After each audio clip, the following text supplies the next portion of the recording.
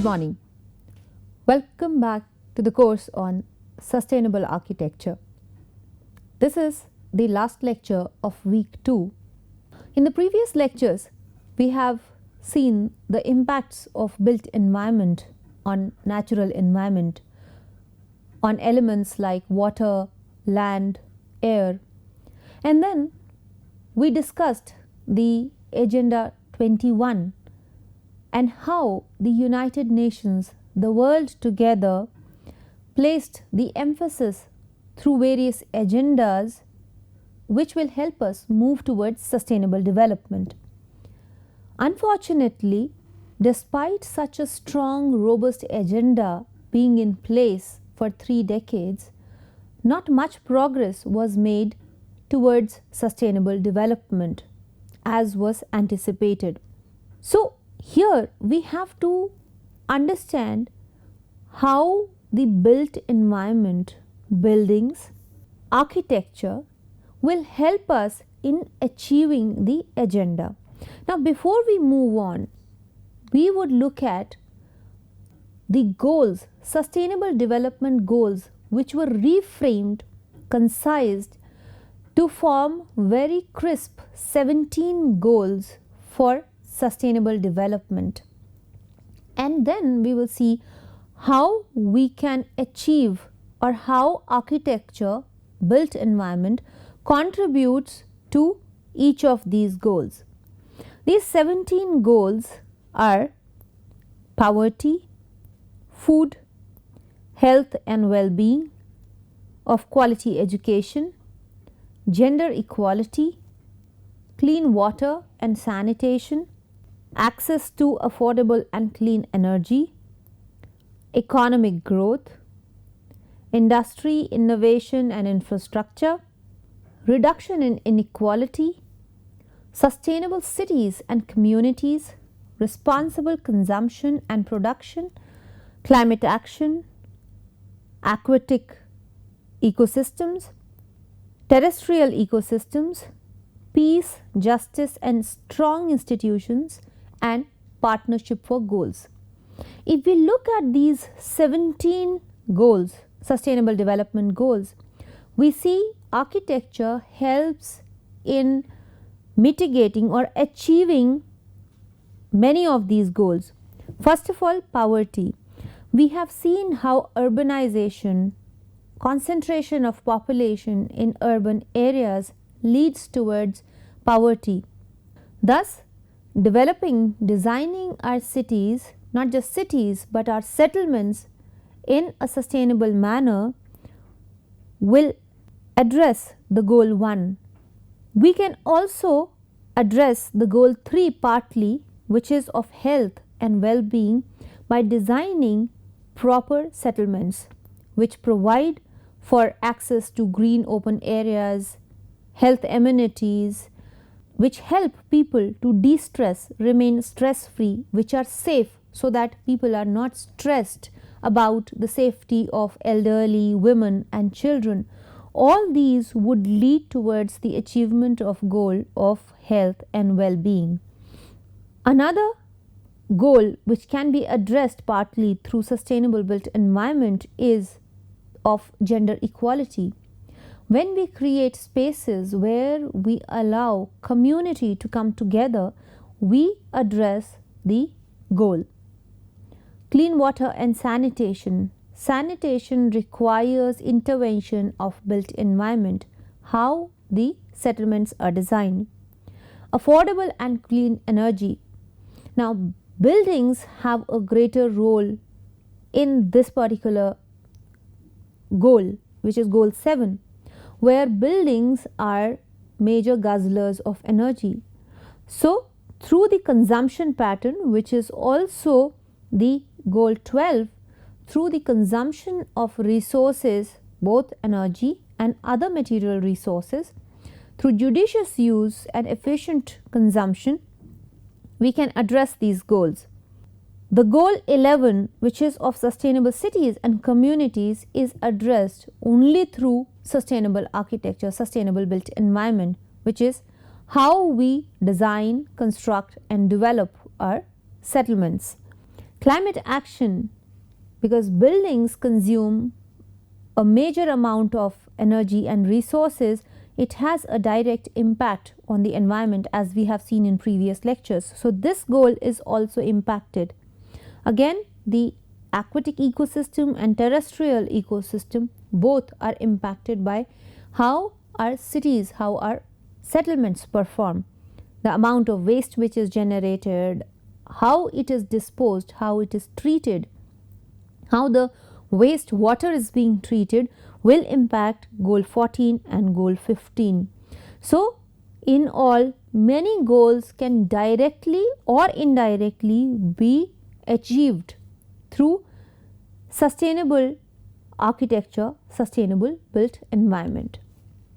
Now, why are we so concerned about shaping our built environment, shaping our buildings in a sustainable manner? It is simply because we spend 90% of our total time of a lifetime indoors, right from the birth till our death. 90% of the times, which is an unfortunate situation, but yes, we are spending all that time indoors. Whether we are studying, we are inside our homes, we are engaging ourselves in recreational activities, majority of them they take place indoors.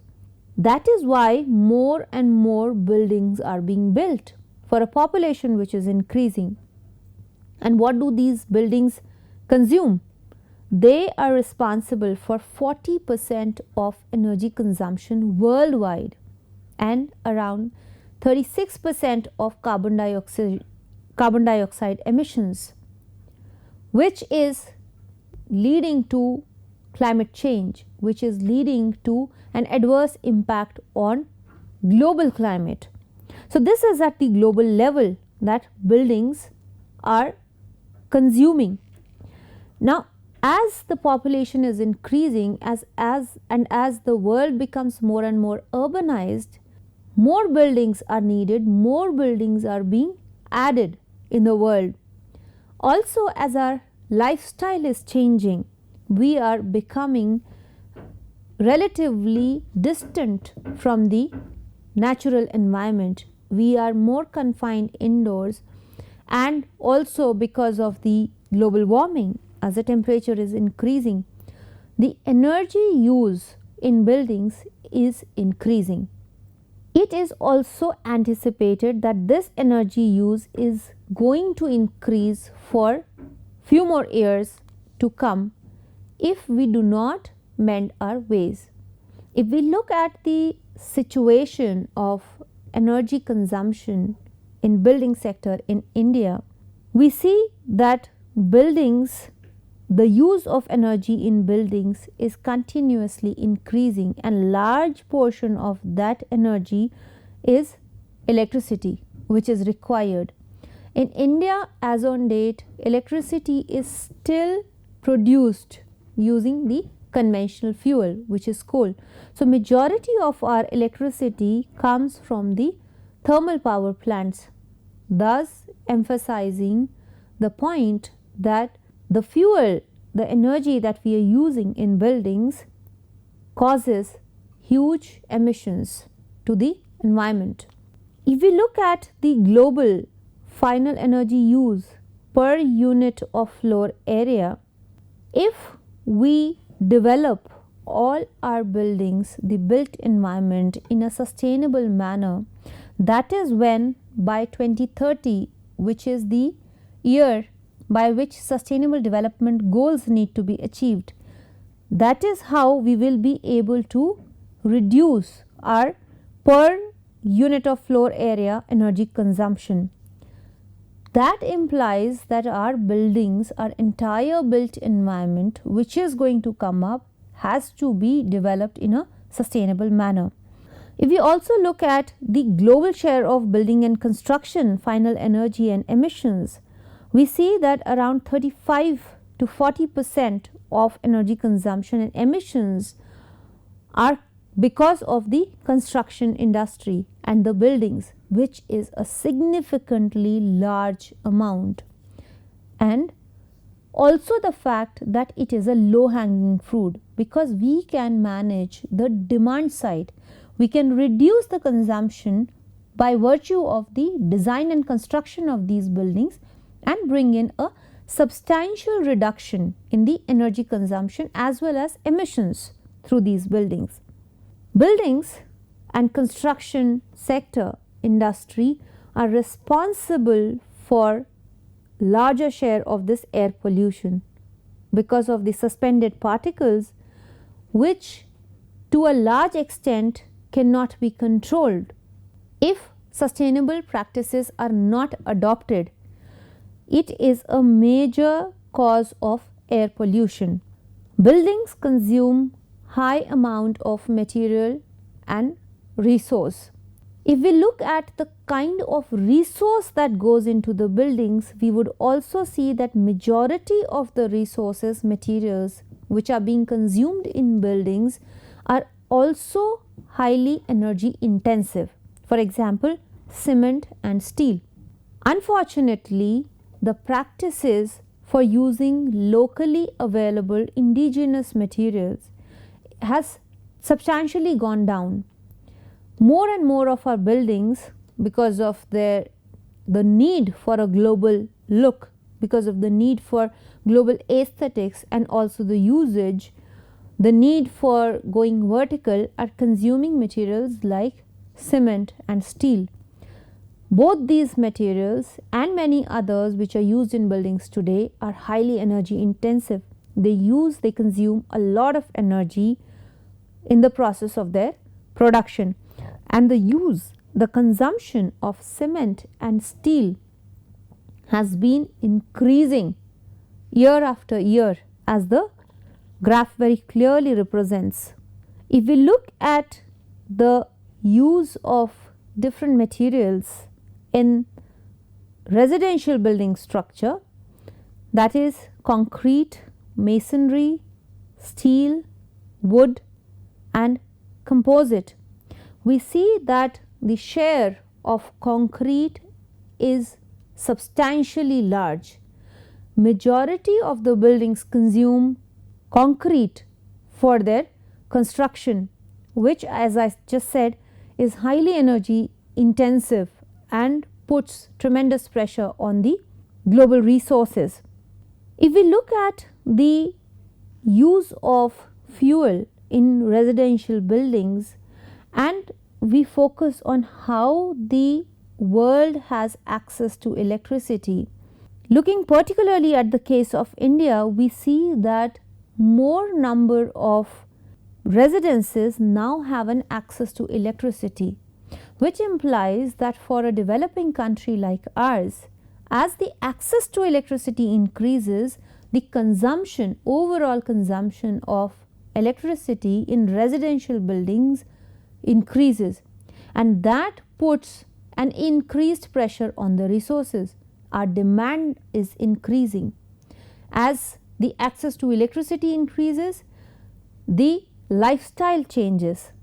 Instead of using manually operated machines, we are depending more and more on electricity operated machines, and there our dependence on electricity as a fuel and our overall lifestyle that is changing. So buildings, the share of energy consumption is increasing. Another very important area is the use of water in buildings. Buildings, by virtue of the fact that they house people, that they provide shelter to the people, and people need water essentially to survive, are major consumers of water. Now, unfortunately, besides the consumption of water by human beings, human population, major portion of the water turns into wastewater and it is not properly treated. That is what needs to be checked. So, besides consumption, which is actually being consumed by the human beings, the water is being converted into waste as a wastewater, and also there is wastage of water through leakage and a lot of other such means. This particular picture on screen is for US, where because of the household leaks 1 trillion gallons are wasted every year, which are sufficient enough to be used in 11 million homes within US. Now that is a situation almost across the world. That is one of the reasons that besides energy, since buildings are a major consumer of water, buildings need to be designed in a sustainable manner. This is a grave situation in one of the cities in India, where people have to stand in queues for hours to wait for potable water supply into their areas, homes. Another reason is that more and more of the urban areas, developed areas, are becoming hard, impervious. That leads to runoff, increased surface runoff, and thereby reducing the groundwater recharge, percolation to the ground, and reducing the overall moisture content, which is required to support greenery.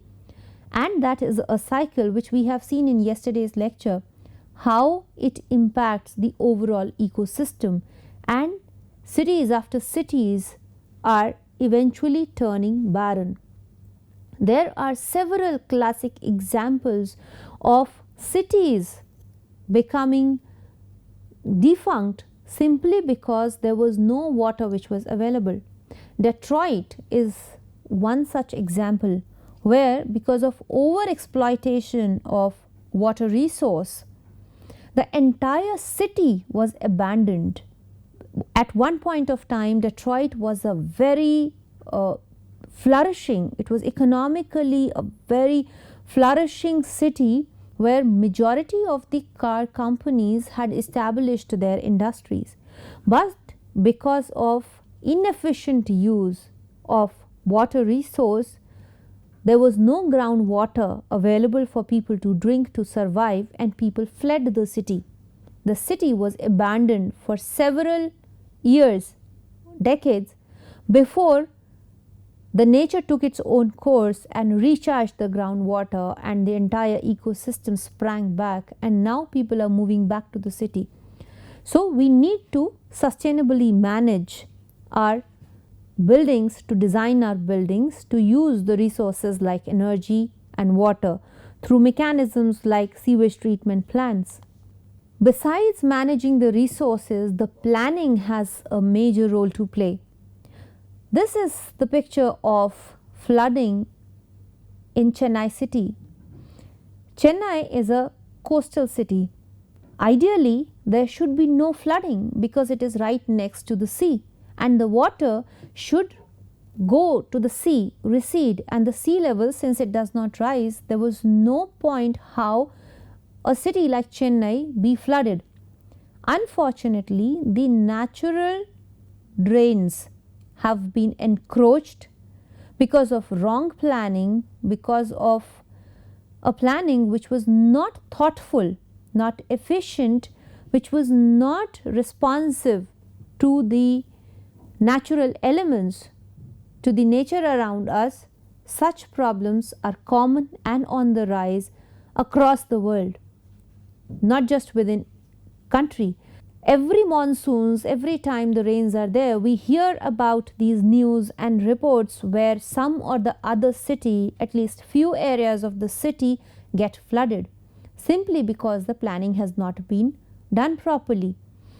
Areas, low-lying areas, which were actually used to collect the rainwater and that rainwater be percolated to the ground, have been encroached upon for construction, for building construction, and that is why no water percolates to the ground. The groundwater is receding, it is going down, and the city gets flooded in every monsoon and rains. Another major reason why we should be talking about sustainability in architecture and buildings is this, which is waste generation. Because of improperly managed solid waste. Our cities, urban areas are becoming dumping grounds. We have more and more of waste which is being dumped. So, almost the same amount of land is required to handle the waste which is being generated in cities as the city area itself. The problem is so serious and grave that besides the environmental problems, it is leading to a lot of social problems, health problems. People are picking up more and more of sicknesses, illnesses, and we see that Indian cities are generating very high amount of municipal waste because it is not being treated sustainably. Another, as we have also discussed earlier, is the problem of urban heat island. We were discussing that if you move into a city like Delhi from the surrounding suburban areas, we can immediately feel the difference in temperature, which is because of the high concentration of hard surfaces in the city and impervious surfaces. We are also looking at the social aspects where we are talking about neighborhoods and sustainability. So, we are not just looking at the environmental aspects or the operational aspects of building, but we are looking at the quality of life and standard of living through a sustainably planned neighborhood or settlement. We are also looking at inclusiveness. We are talking about urban transportation which needs to be managed in a sustainable manner. This is required for ensuring the quality of life for all its citizens. Everybody need to have an access to open green areas to a minimum standard of quality of life. Besides these, we also need to protect the culture and identity of a place. That can only be done through sustainable development of built environment. We are not just looking at the technological aspects of managing water, managing energy, managing waste. We are talking about the socio-cultural identity, continuation of the identity of a place. That can be responsibly done if we develop buildings in a sustainable manner. As identified by Global Alliance for Buildings and Construction, there are many strategies for reducing the energy and climate impact of buildings and construction. And the key priority areas which have been identified by Global ABC are urban planning, new buildings, existing building retrofitting, existing building operations, systems, materials, resiliency, and clean energy. And all these are encompassed within the larger domain of sustainable architecture, sustainable built environment. That is why we need to develop all our new upcoming buildings and convert our existing stock into sustainable buildings. Starting from week 3, we would come to the specific understanding of what sustainable architecture is and how do we design and construct sustainable buildings. See you then. Thank you.